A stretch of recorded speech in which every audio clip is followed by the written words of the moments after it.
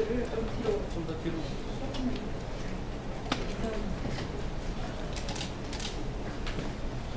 은산분리 규제 완화 반대를 위한 긴급 기자회견 시작하겠습니다. 네, 안녕하십니까. 은산분리를 유일하게 반대하고 있는 정무위원회 소속 정의당 최선입니다.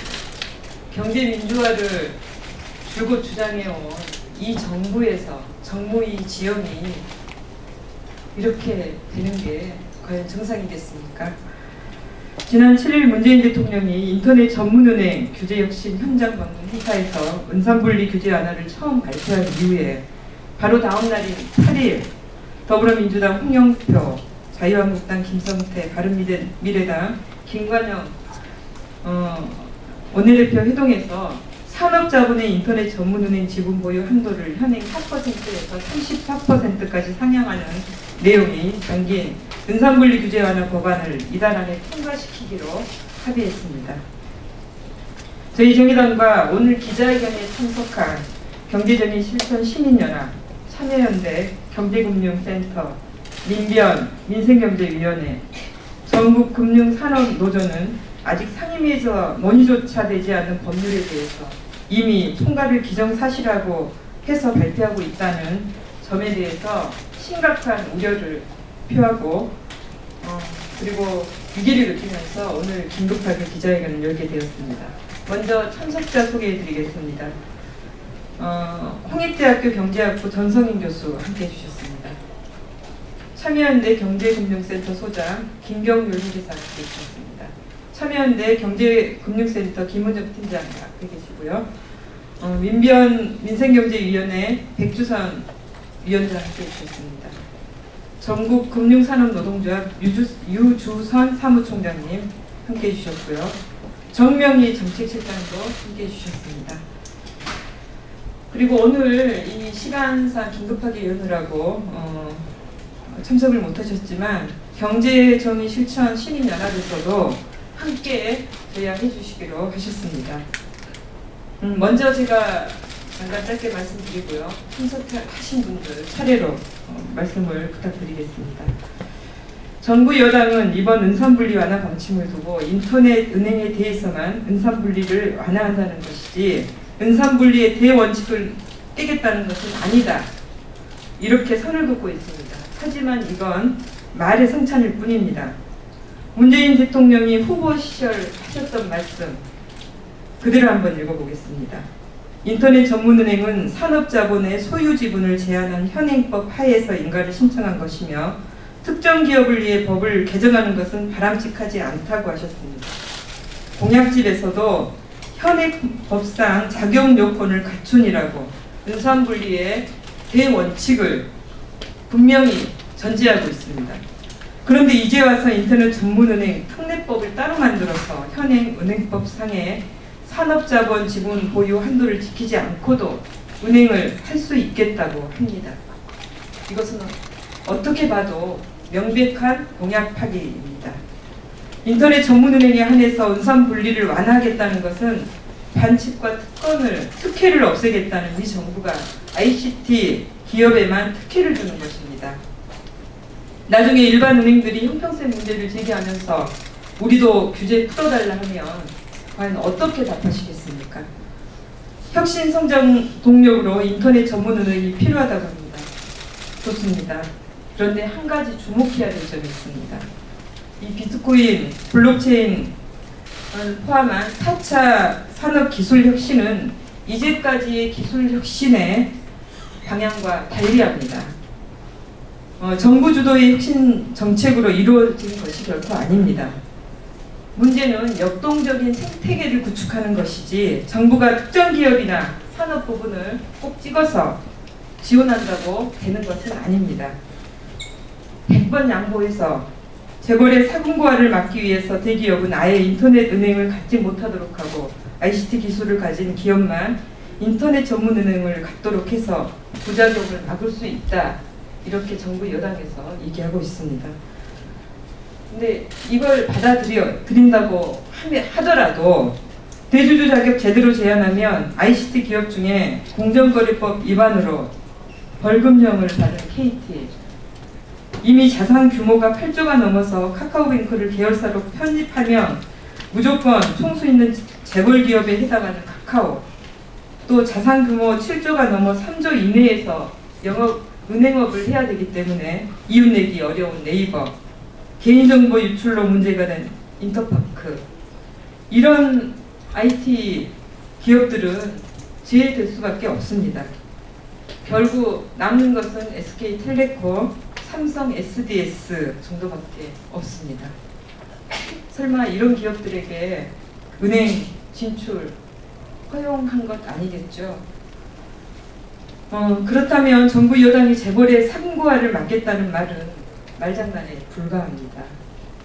자, 할 기업이 없어 성과가 없으면 그 다음 수순은 뭐겠습니까? 공공성의 핵심이던 대주주 적격성 심사마저 완화하자고 할 것이 뻔합니다. 결론적으로 정부와 여당은 눈앞의 경제 일자리 지표와 지지율 수치에 급급해 효과도 불확실한 일자리 창출과 혁신을 내세워 금융정책의 대원칙을 무너뜨리고 있습니다. 지금 인터넷 전문은행에 대한 특례법에 대해서 아직 상임위도 안 열렸고 논의조차 되지 않고 있습니다. 그런데도 어제 더불어민주당, 자유한국당, 바른미래당 원내대표 회동에서 8월 임시국회에서 처리하기로 했다면서 이미 통과될 기정사실화해서 발표하고 있습니다. 후반기 원구성 직후 더불어민주당이 개혁 입법 연대를 제안했는데 이대로라면 3당의 적폐 입법 야합일 뿐입니다. 정의당은 은산분리 완화를 위한 인터넷 은행 특례법의 국회 통과를 최선을 다해서 저지할 것입니다. 아울러 금융 소비자 보호와 금융의 건전성을 위한 근본적인 금융 혁신 과제들에 대한 국회 논의를 시작할 것을 제안합니다. 제 말씀은 이렇게 마치고요. 다음은 전성인 교수 모시겠습니다. 존경하는 국민 여러분 안녕하십니까? 오늘은 지금 정부가 비친 듯이 아무런 명분도 실익도 없이 추진하고 있는 인터넷 전문은행 활성화를 위한 분산분리 규제 완화에 대한 입장을 말씀드리기 위해서 이 자리에 섰습니다. 추 의원님께서 전반적인 상황을 짚어주셨기 때문에 저는 두 가지만 말씀드리려고 합니다. 우선 첫 번째로 청와대 대변인이 어제 분산분리 규제 완화는 대선 공약 파기가 아니다 라는 취지로 기자들에게 브리핑을 했다고 합니다. 참으로 손바닥으로 하늘을 가리려는 어처구니 없는 시도다. 조금 전 추 의원님께서 직접 문장을 낭독을 하셨지만 이미 문재인 대통령은 후보 시절에 대선 후보 4인 인터뷰, 서면 인터뷰 과정에서 이 문제에 대해서 더 이상 의혹의 여지가 없을 만큼 분명하게 입장을 표명했고 그것은 현행법 유지다. 특정 기업을 위해서 법을 개정하는 것은 바람직하지 않다. 이미 이렇게 분명하게 입장을 밝혔고 우리는 그것을 보고 그런 분을 대통령으로 모신 것입니다. 그렇기 때문에 이제 와서 청와대가 말장난을 앞세워서 진실을 호도하는 것은 있을 수 없는 일이다. 두 번째 말씀 올리겠습니다. 오늘 한겨레 신문에 KT가 2016년에 담합건으로 벌금형을 받은 적이 있다. 그리고 이것을 금융위와 공정위 실무자들이 알고 있었다. 라는 부분이 보도가 되었습니다. 특정 보도죠. 문제는 이것을 청와대에 보고했는가? 그래서 청와대가 이 사실을 알고도 지금과 같이 무리하게 ICT 기업에게 은행을 주겠다고 나서고 있는가? 만일 청와대가 알았다면 대통령에게 보고했는가? 대통령에게 보고하지 않고 했다면 눈을 가리는 것이고 대통령까지 알고서도 7일 날 그런 행사를 했다면 대통령조차 그 허물에서 자유스럽기 어려울 것입니다. 따라서 이 부분에 관해서는 언론과 국회가 진실을 밝혀서 어떤 일이 현 정부 내에서 이루어지고 있는지, 어디까지가 진실이고 어디까지가 조작인지 하는 점을 분명히 밝혀야 할 것입니다. 인터넷 전문의 활성화를 위한 응산불 규제 완화는 그 이후에 모든 것이 투명해진 이후에 추진되어야 마땅할 것입니다. 발언 마치겠습니다. 네, 방금 정 교수님께서 말씀드린 이 KT와 관련한 진실 규명, 우리 언론 노동자 여러분께서 적극적인 취재로 국민들의 알 권리를 충족해 주시길 부탁드리겠습니다. 다음은 참여연대 경제금융센터 김경준 소장 모시겠습니다. 반갑습니다. 앞서 최혜선 의원과 전성희 교수님께서 많은 말씀을 해주셨고 제가 더 덧붙인 부분은 많지 않을 것 같습니다. 다만 이제 이런 생각을 해봅니다. 과연 이 정부가 2018년 8월 22일밖에 남지 않은 이때까지 은산분리를 완화하겠다는 의도가 무엇일까 이걸 고민하게 되는데요. 저는 아무리 생각해봐도 그것밖에 떠오르지 않습니다. 2016년 10월에 모든 촛불 시민들이 촛불 광장에서 들고 있을 때로 기억합니다. 이때 인터넷뱅크 인허가가 났었고요. K뱅크 인허가가 났었고 K뱅크의 법인 등기부등본에 그 날짜의 법인 등기부등본을 보면 이와 같은 부가 새겨져 있습니다. 은산분리 완화가 되는 시점에 전환주식을 상환하는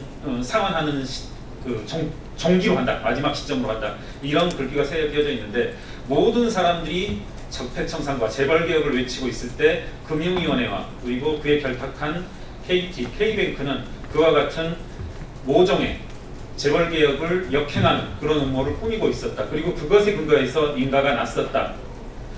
이와 같은 문제 때문에 지금 K뱅크는 영업 인가 이후에 영업 시작 이후에 계속 증자의 난항을 겪고 있고 지금 이것이 곧바로 이제 고갈되어지는 그리고 여러 가지 문제점을 이야기하는 그런 문제들을 곧 발생할 것 같아서 오직 이 문제를 해결하기 위해서 2018년 8월까지 은산분리를 완화하려고 하는 것이 아닌가 이렇게 추측합니다.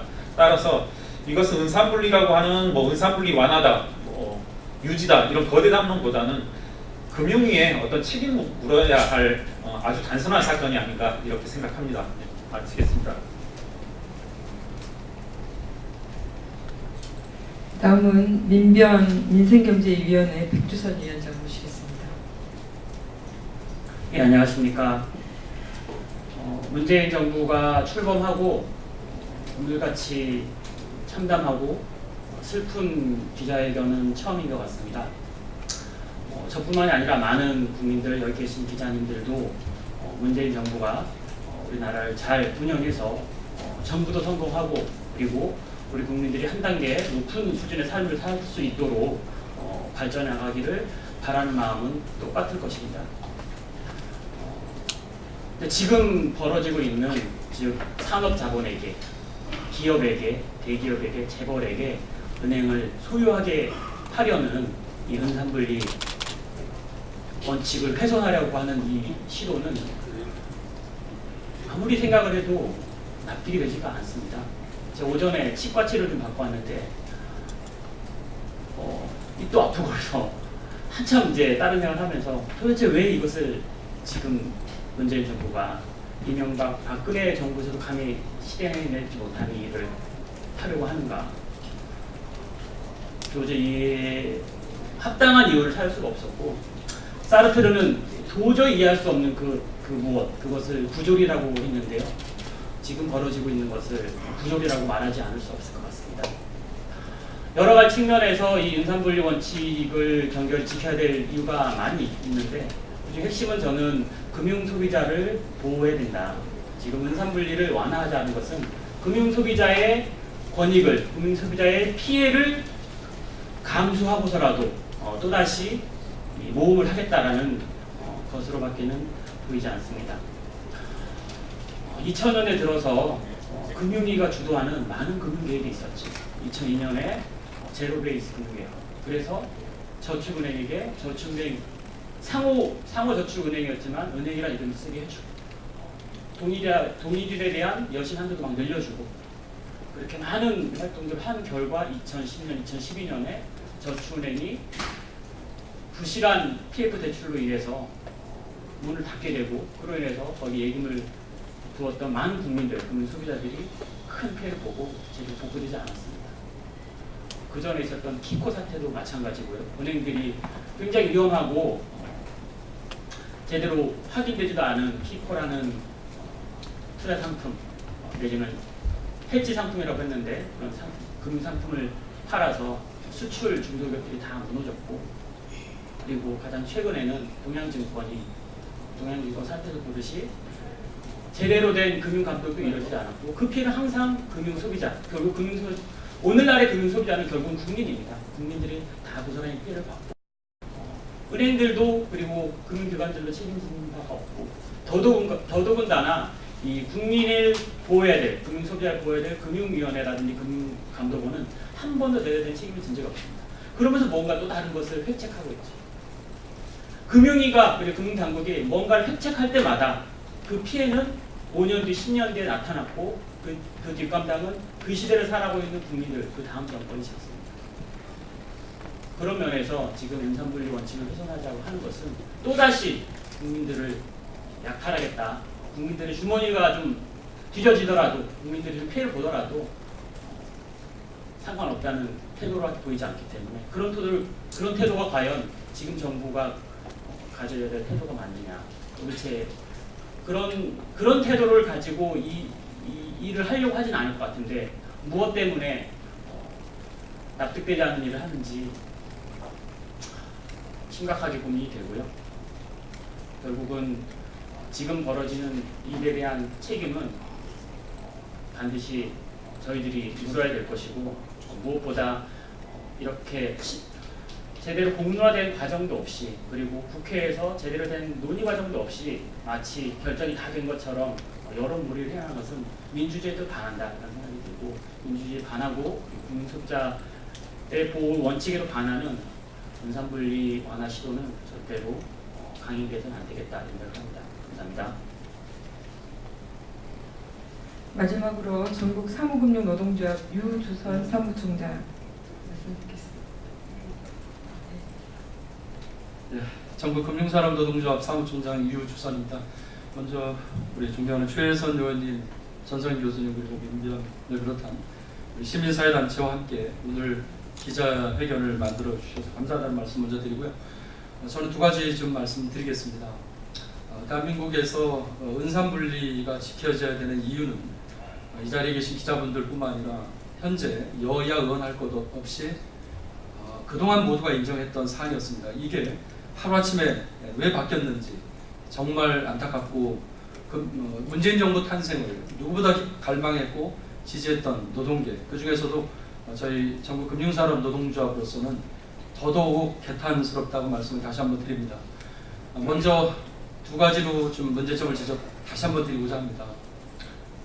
최선 의원님께서 정확하게 많은 부분들을 요약해서 잘 설명해 주셨지만 저희들이 주목하는 부분이 또 있습니다. 먼저 하나는 현재 은산분리 기조가 무너졌을 경우 가뜩이나 60% 이상 은행권을 중심으로 지금 외국인 자본이 다 장악하고 있습니다. 이 부분이 외국 자본을 나중에는 이제 어떻게 막아내고 폐단이 불보듯 뻔할 텐데 그 후속 조치를 어떻게 감당하려고 하는지 먼저 되묻고 싶고요. 두 번째는 현재 대한민국에서 가장 화두가 되고 있는 서민을 살리기 위한 또 전체 경제를 살리기 위한 일자리 창출에 대통령부터 위원장을 맡고 계시고 또 일자리위원회가 제 역할을 지금 잘 못하고 있는데 현재와 같이 핀테크 산업 육성 또 일부지만 인터넷 전문은행을 통해서 금융이 서서히 산업화되고 산업자본이 들어온다면 또 외국 자본까지 들어온다면 인터넷 전문은행이 추구하는 효율성, 사람보다는 기계화 이렇게 됐을 때 한쪽에서는 문재인 정부가 일자리 창출을 늘리겠다고 하고 한쪽에서는 핀테크 산업 육성이라는 이유로 보다 더 효율적인 시스템이 아니면 성공할 수 없는 체제를 국내 은행 전반에 경쟁적으로 퍼뜨리는 그게 매기효과라면 과연 이것이 누구를 위한, 정말 일자리를 늘리기 위한, 경제를 살리기 위한 대안이고 정책인지 정확하게 국민들은 이제 인식하실 겁니다. 시간이 좀 지나면 오늘의 결단, 또 오늘의 잘못된 입법 추진하는 부분들이 얼마나 사회적 파장, 경제적 손실을 줄지를 정확하게 국민들이 알게 될 겁니다. 이제라도 우리 최혜선 의원님과 교수님 말씀하셨듯이 즉각 입법 추진을 중단하고 보류할 것을 강력하게 요구합니다. 감사합니다. 네, 말씀 고맙습니다. 마치기 전에 마지막으로 한 말씀만 드리겠습니다. 우리 사회 정의를 지키던 굳은 원칙들이 엉성한 혁신의 포장지로 쌓여서 불통으로 국민들 앞에 배달되는 풍경, 우리 지난 정부에서 봐왔던 것들입니다. 그래서 지금의 현실이 더욱더 슬픕니다. 이만 기자회견 마치겠습니다. 고맙습니다.